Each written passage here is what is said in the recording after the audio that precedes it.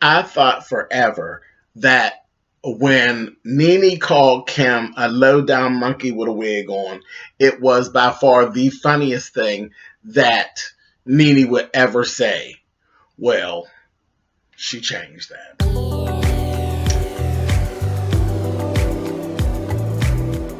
And I'm like, come on through, Corky. I'm going up on my soapbox. That's basically it.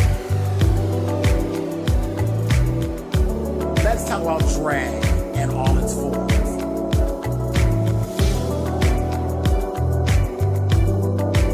What, Cookie?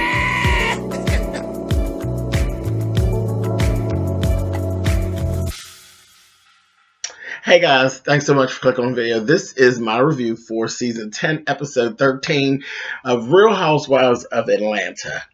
And the girls are actually they're just arriving in Barcelona. They actually hung out all day because their villa wasn't actually ready for them to check in. So they went and they actually had lunch over at this hotel. Really pretty and all of this. They all got on my nerves within the first 15, 20 minutes. I was like, are y'all ready to go back to the airport? Because I would be ready to go back to the airport. Like, they're so shady to each other to where there used to be a time when you would be watching and you'd be like, okay, that you're going to get to see them. They're going to interact with each other. They're going to have some fun. It's going to be fun to watch them. They don't even seem to be having fun interacting with each other. It's just one cat session after the next. One uncomfortable conversation after the next. It just has gotten so damn old. And you all aren't friends. You all aren't loyal to each other. You all are really bitchy as hell to each other. It's painful to watch sometimes. Anyway, Marlo and Candy are not hitting it off. I don't know what that whole thing is about, but there's tension there. Marlo just somehow she's going to take Candy through her etiquette class, and Candy's giving. What are you saying, honey? You're going to etiquette class. No, I'm saying I'm going to take you to it. What are you saying, honey? Somebody's going to give you some etiquette class? What are you talking about? No, ma'am. And I mean, I understand where Candy's coming from. You know, like, because Marlo, what is your issue with Candy, really? But, you know, Marlo just vying for a space and some film time. It's not personal. It's business. Nene just read the hell out of Kim in the car. She's the only bitch I know that got cancer, a stroke, a thyroid condition, open heart surgery. She done had this, that, and the other. She bionic Barbie. I said, oh my God. She ran her the fuck down. And the whole time, honest to goodness, I was looking at Sheree, and Sheree was steady calculating. I said, everything you're saying is going to get repeated at some point. I don't know how they deal with Sheree. I really don't. I don't know how they deal with Sheree and let Sheree make it the way she does with the shady shit she does. I just don't get it. And it's one thing for us that watch reality shows and we know what part she plays, and she laughs and tells this thing about being the bone collector and all of that. Fuck that.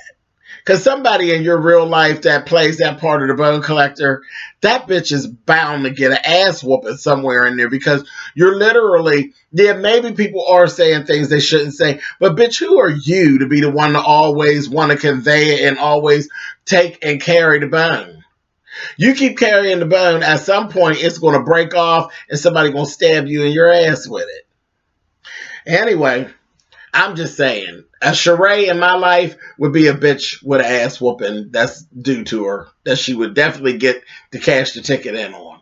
I couldn't even imagine. Like, that's just too much shit starting and thinking that it's cute. It really is. And then you just walk off while everybody's fighting and arguing and nobody does anything to you. No, you need your ass whooped. But anyway, Portia openly goes to shades Eva. I'm like, what is this about? Now, she just got here. She said, I'm sorry, I take that back. Portia didn't shade Eva. Portia used Eva in her confessional to shade Cynthia, is what she did. She said, oh yeah, Eva's so sharp, because they were taking these little pictures on the balcony.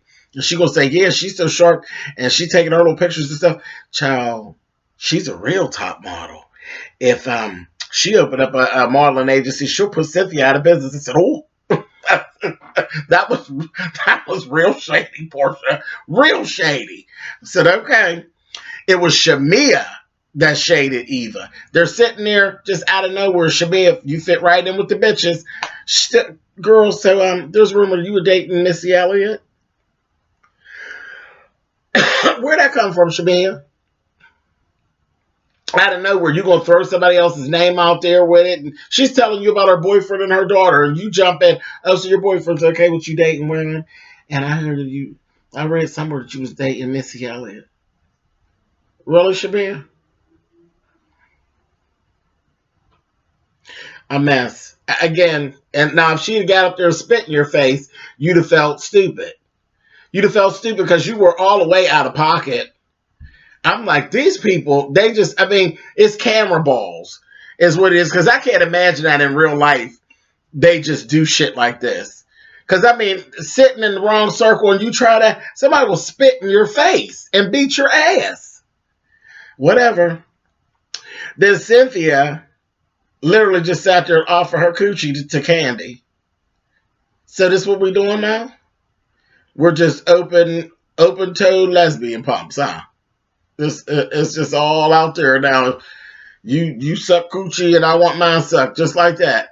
Well, if I'm going to bust a wide open for anybody in Barcelona, Candy, you know what's up. I said, girl, they really got you sitting around her, Candy. Now you're the resident cocksucker, huh? I guess. Moving on. Then Cynthia and Portia get into it about the whole thing of, Eva was telling Cynthia, that whole thing with Will. I definitely wasn't trying to come from a place of messiness. I wasn't trying to hurt you or make you cry or anything like that. I really wasn't. I wasn't trying to hurt you or him.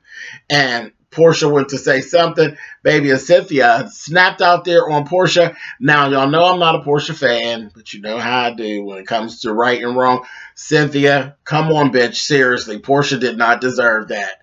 She didn't deserve that at all. Because if you're not going to snap out on Eva for the information that she gave that was unwarranted and nobody asked her for, how can you snap out on Portia?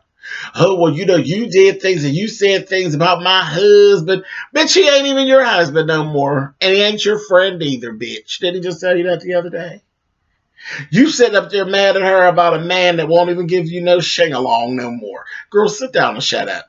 Portia did not deserve that. She really didn't. I don't even like that bitch. But she didn't deserve that at all. And I understood when she got up and she walked away from Cynthia like, girl, fuck you. Psh, bitch, I won't tell you nothing. And I don't blame you. Don't tell her nothing else. I can see Will take 2 dicks in his butt and 1 in his ear. And I wouldn't tell Cynthia. I wouldn't tell her nothing.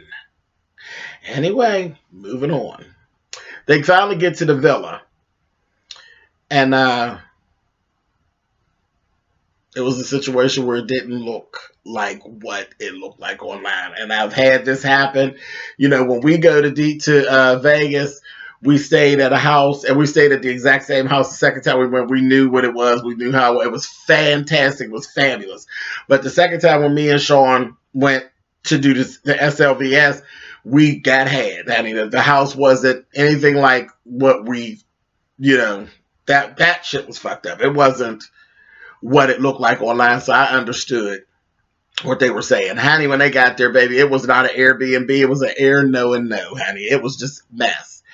Then they got into this whole little thing of there wasn't enough bathrooms. The room situation was kind of and first of all, Cynthia and Nene and Marlo and them thought they had grabbed good rooms, but as they kept going up, Shamia and Candy ended up getting the best 2 rooms because the best 2 rooms were at the top of the villa. They were like 3 floors up, and they had the best rooms. And they tried to come into this whole thing of, well, you should. We thought about it, and we think that the the women who are more mature should get the rooms that are higher up. No, because the old bitches shouldn't really want to walk up real high. So don't try it. And Candy was like, don't care what you say. I know my room is good and I'm not giving it up. And I don't care what you say. I said, I don't blame you, Candy. She wasn't even going for that bullshit. And I don't blame her. I don't blame her. And Nene's just a bitch in general. And she was just going in. Then she tried to finesse it and Olivia Pope it. And Candy still said, I don't give a shit if you do get mad. It's not going to happen. I'm not switching rooms. I'm not. Shamia, she's not either. We're not. And the hell with y'all. Fuck you. I said, I know that's right. But then wait a minute.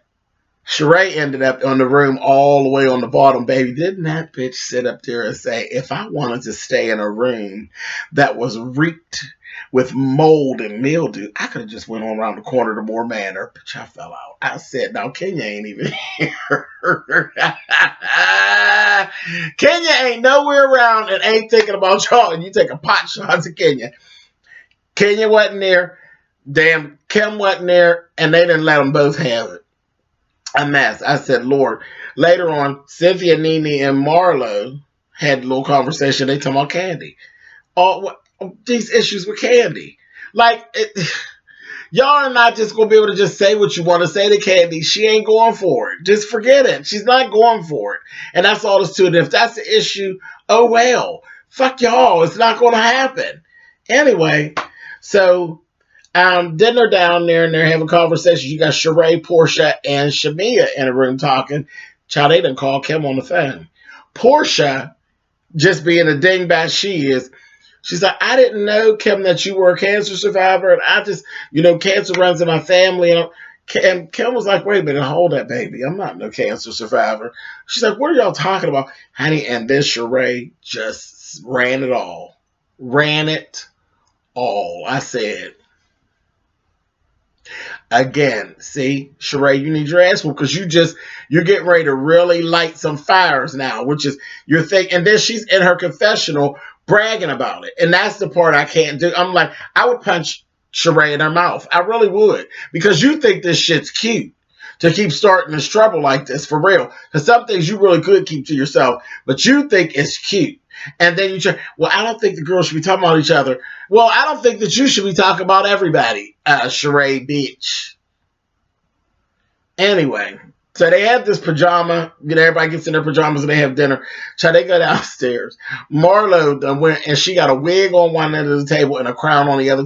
It's our special guests, Kim and Kenya. And we got them at separate ends of the table so they can get along. I said, she is so damn shady. And Eva said her, so she's like, oh, Marlo just comes with the shit. Mess. So then they're down there and Shamia says something about elders or something. Well, the elders do the prayer. And Nene just goes off about this age thing. Nene, shut up, bitch. Because we're sitting there looking around the goddamn table. Bitch, you are the crypt keeper. Now, I don't know what the problem is, bitch, but you're old. You're old, and I don't give a damn if you don't want to admit it or not. You done went and bought yourself Tamar Braxton's face. You got on the crypt keeper's hair. Bitch, you are the crypt keeper. You old. It is what it is. Now, get over it. The shit. You and Greg is the oldest motherfuckers here in the show, even involved with the show, is the two of y'all. You two senior ass citizens. Always arguing. You got a handicap sticker on your goddamn car and an AARP goddamn card in your purse. Shut your goddamn ass up, Nene, bitch. Anyway, so that was a whole mess. And then Kim lowered the boom on their ass. Kim started doing texts and dropping videos and putting shit on social media, baby, and got to talk about roaches and shit in Nene's house and taught Nene ain't shit and this, that, thing, and the other. And here it was, now it's all out there that Sheree done called. Well, of course, that's okay.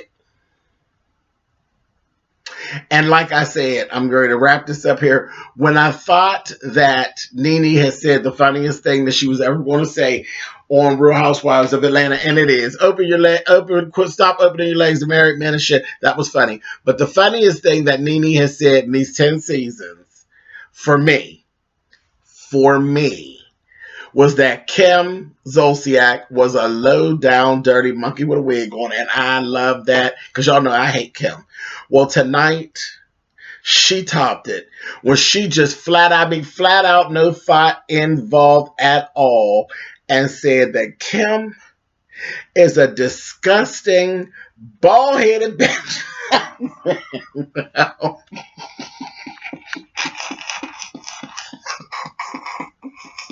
I said, no, Nene, you ain't just call her no disgusting bald-headed bitch, did you? Bald-headed bitch. I said, I don't know why, y'all, but that shit tickled my ass, honey, because she is all disgusting, prejudiced, bald-headed bitch. Can't stand her. But that shit tickled me down to my core. Anyway, I'll catch y'all next week. Lord have mercy.